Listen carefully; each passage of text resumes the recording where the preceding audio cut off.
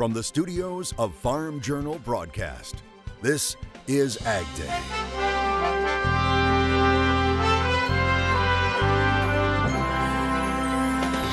Coming up on AgDay. We've been able to help make sure that the pesticide goes right on the target crop. New technology changing the way precious nursery plants are protected. The president gives an update on China and possible future tariffs. I think that we'll end up making a deal with China. We have a very good relationship, although it's a little bit testy right now. And when could producers see payments for that second round of tariff aid? AgDay, presented by the all-new Chevy Silverado, the strongest, most advanced Silverado ever. Good morning, I'm Clinton Griffiths. We now know when the next round of trade aid will be sent out. USDA Undersecretary Ted McKinney says round one will begin by early August, with two others following later in the year if needed. McKinney saying he expects the first payment will be heavier because of the immediate need. Top U.S. trade officials and USDA's chief economists are testifying about trade and trade aid payments on Capitol Hill in front of the Senate Ag Committee. AgDay's Betsy Gibbon, listen in. Clinton, we still don't have all of the specifics yet on the new round of MFP payments. USDA's chief ag economist Robert Johansson is still not releasing payment amounts, saying it's in the Office of Management and Budget for now.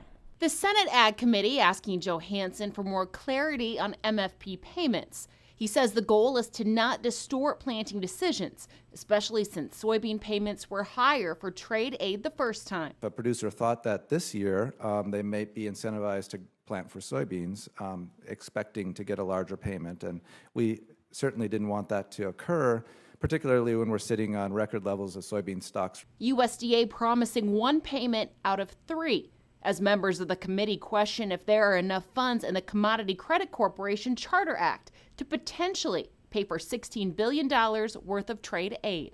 But right now, the CCC has roughly $7.7 billion left before it reaches the $30 billion.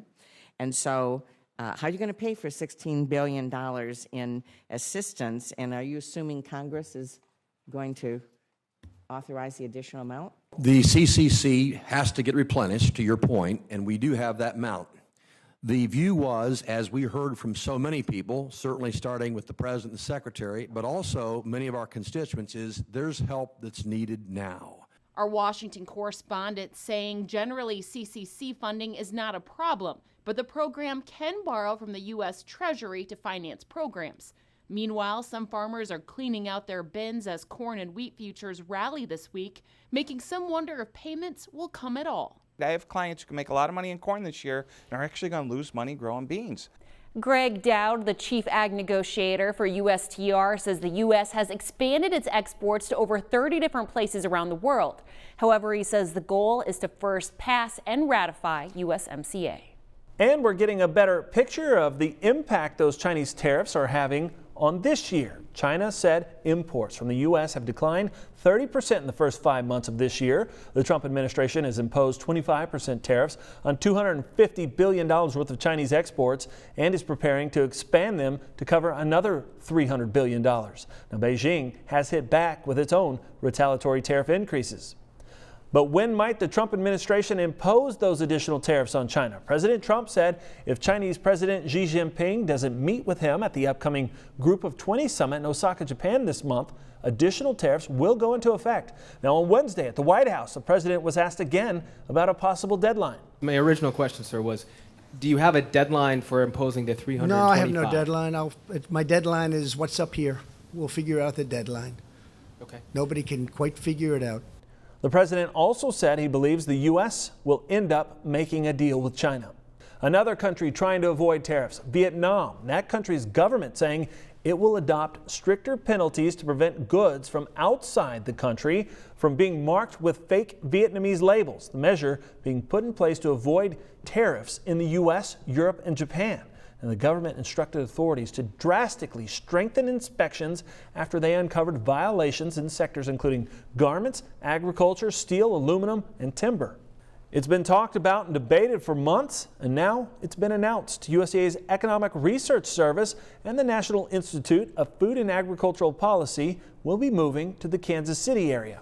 In making the announcement, Secretary Sonny Perdue said on Twitter they picked Kansas City because it, quote, helps us move closer to our stakeholders and redirects taxpayers' savings into funding for research of critical needs like rural prosperity and agricultural competitiveness. Some lawmakers and staff had worried moving the agencies out of District of Columbia and changing its leadership structure could leave research on hot-button issues like climate change vulnerable to political pressures. Other possible sites included the Raleigh-Durham area and sites in Indiana, including Indianapolis or West Lafayette. USDA announcing a flash sale of corn to Mexico. It says 175,000 metric tons of corn will be exported to Mexico later this year and next year. Other export highlights from last week. Wheat sales totaling more than 47,000 metric tons were reported, with increases for Japan. Corn saw net sales of 168,000 metric tons, with increases again reported for Japan. Soybeans, they had net sales of almost 256,000 metric tons. That's down 50% from the previous week. It's a season of beautiful sunsets. Meteorologist Cindy Clausen has more in today's Crop Comment. Cindy. Well, Clinton, the end of the day, nearing the end of a harvest. Take a look at this awesome photo shared by Lindsay Kimbrell. Now, she lives in north central Texas. Just look at this gorgeous sunset. Lindsay tweeting, quote, another wheat harvest sunset in the books. Hopefully the end in sight soon. Beautiful picture. Thanks for sharing that, Lindsay. Let's take a look at our wind speed forecast as we head through the day today. And we're going to be seeing some breezy conditions right on into the upper Midwest, down into much of the central and even the southern plains, as well as into the northeastern United States. And you can see that just kind of picks up speed, if you will, all the way from the northeastern United States through the Great Lakes down to the southern plains and Four Corners region. Overnight, we see those winds slacken off in some spots, but we still have some of those same areas, especially over in the Great Lakes and down towards the southern plains. And heading through your Saturday, we will be seeing windy conditions still from the northeast down to the Four Corners region and a little bit up into the upper Midwest and northern plains as well. I'll have a look at your national forecast coming up. Introducing Farm Journal TV, on demand 24/7. AgDay, Machinery Pete TV. U.S. Farm Report on your phone and tablet. Download the Farm Journal TV mobile app today. Up next, we'll talk about planting progress in 2019 compared to other wet years and what it means for the growing season and prices. And later, researchers using technology to help farmers be more efficient. The nursery gets a hand in Tennessee today in the country. AgDay, brought to you by new Delaro fungicide for corn and soybeans. Achieve personal best yields.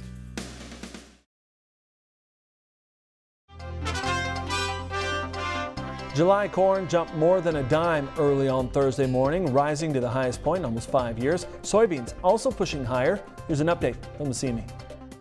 We've seen the grains work higher this week, which is very nice to see. Looking at corn right up against contract highs from last May. We're looking at 442 to 445 being a big resistance pocket. If we can achieve consecutive closes out above here, puts us in uncharted territory and keeps the momentum going to the upside. We remain very optimistic as the wet weather looks to continue over the next couple of weeks. Moving over to soybeans, over the past several weeks, we have been very outspoken saying we're not as optimistic on soybeans. However, Wednesday morning in our report before the floor opened, we turned very bullish. We know that the USDA left a lot of those production numbers unchanged, and with the weather that we've seen and the weather forecast into the near future over the next 2 weeks, there's going to be some bigger issues, and I think there's plenty of room left for the USDA to walk back those acres and production numbers in the coming report. We've seen cattle take a turn again today, and I think the feeders leading that has put a headwind in the live cattle contract despite the basis being relatively wide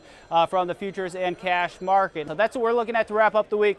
That's what you should be looking at too. Spend Oliver Slope with Blue Line Futures from the floor of the CME. We're joined by Naomi Bloom with Stuart Peterson. And Naomi, we've been watching this corn market, and since the USDA report, we've seen quite a bit of life there. What do you think fundamental-wise is really driving that lift? Market is definitely supported by the surprise USDA report where they cut 3 million acres from planted, the 10 bushel drop on the production side.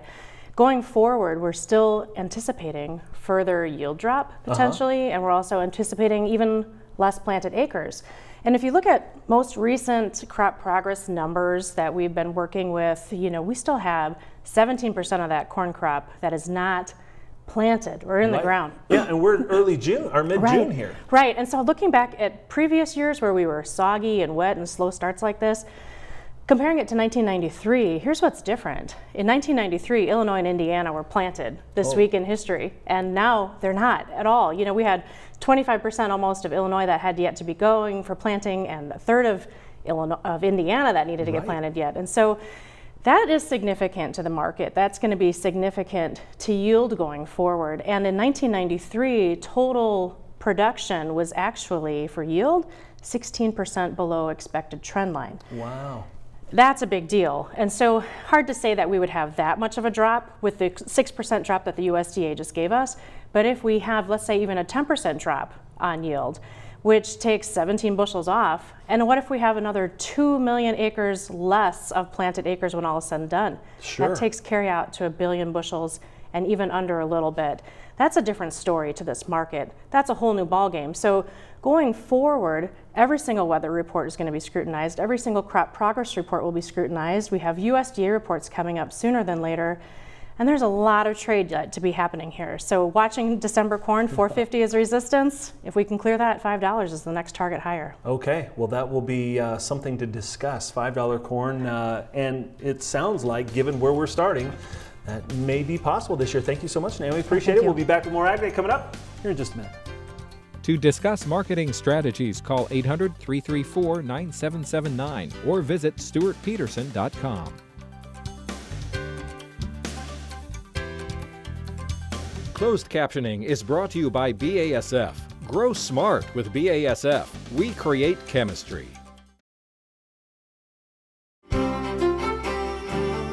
Check out this image. It's from NOAA, the satellite image showing a giant cloud of dust from the Sahara Desert, but it's way out over the Republic of Cabo Verde. That's a distance over 3,000 miles.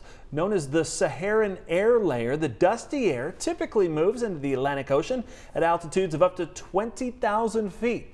The dry air then sinks and can also help stop hurricanes from forming. That dry, dusty air, when you look at the drought monitor here in the U.S., boy, there's just not a lot of color on this map. I know. I mean, we've seen some dryness increasing in parts of the southeast and northwest, but overall, this is a very nice looking map as far as drought is concerned. Obviously, we're way too wet, though, in many parts of the country. Let's take a look. It's actually improved a little bit in the last week. However, we are still dealing with some dry conditions into the far southeastern United States, a little bit of dryness in the Four Corners region and parts of the north central and northwest. But overall, most of the country is not in drought condition at this time. In fact, too wet in many spots. Here's a look at your forecast as we head through the day today. High pressure over the southeast, but I think we'll still end up seeing a few scattered showers and thunderstorms in spots, especially down as you get towards Florida. It's going to be where our lows are. In the northeast, we've got the north central United States with a cold front coming on through. We also have some in the Intermountain West that will see some showers, especially in those higher elevations there. Getting into the overnight hours, that high pressure moves out of the southeast. We're going to see those showers and thunderstorms now moving into parts of the eastern Corn Belt, moving away from the northeast, but then the next round is moving your direction. All right, and as we head through our Saturday, everything continues to pull on off to the east, and we start to see some more unsettled weather continuing in parts of the west. Let's look at the precipitation over the last 24 hours. Yeah, it's been quite a bit, especially down in Florida and into the eastern parts of the Great Lakes and into the northeast. Adding on the next 24 hours, some of those same areas are going to get hit once again. We see that rain expanding in parts of the nation's midsection, Corn Belt into the Central Plains, and a lot more in especially the southern part of Florida as well. Temperature-wise, kind of warm across the plain states. We're seeing a lot of 90s in Texas. Cooler in the top corners, if you will, the northeast and into the northwest. Overnight, we'll see those temperatures down into the 50s and 60s across the northern tier of states, even 49 in Sault Ste. Marie. Really muggy, though, and warm in especially the south central United States. And then as we head into tomorrow, we cool down just a little bit in some spots, but we start to warm up in parts of the northeast. As far as that jet stream is concerned, we've got that trough that's going to be starting to pull up to the north, and that's why we see the warmer temperatures moving into the northeast. Got a bit more zonal flow, but watch what happens as we get into the middle part of next week. It got another kind of really broad trough, bringing some cooler air, especially to right along the U.S.-Canada border. That's a look at your national forecast. Now let's check out the weather where you live. Tucson, Arizona, sunny and hot today with a high of 103 degrees. Brainerd, Minnesota, showers and thunderstorms with a high of 80. And Lumberton, North Carolina, plenty of sunshine with a high of 80. Farming may be at the center of the recent Central American migrant surge. We'll explain next, and later, farming for your home. I'm Charles Denny. Tennessee's nursery industry gets new technology in pesticide sprays. How this is changing this segment of agriculture. That story from McMinnville, Tennessee, coming up on AgDay.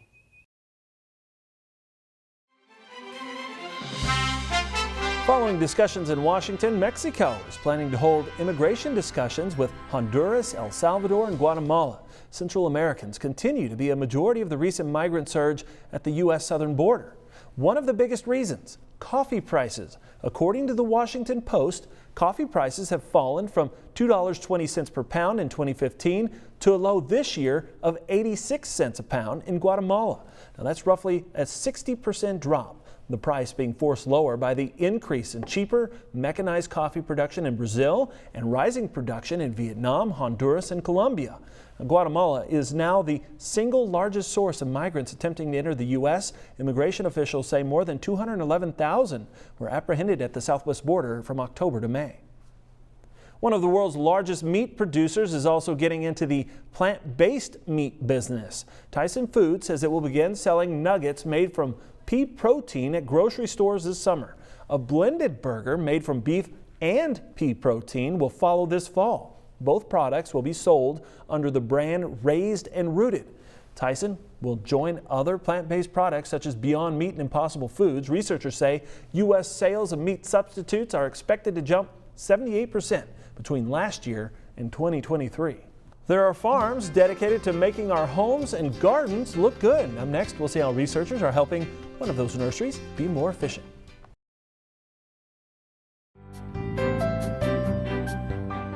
The nursery industry contributes $4 billion to our economy, and Tennessee is well known for producing trees and plants.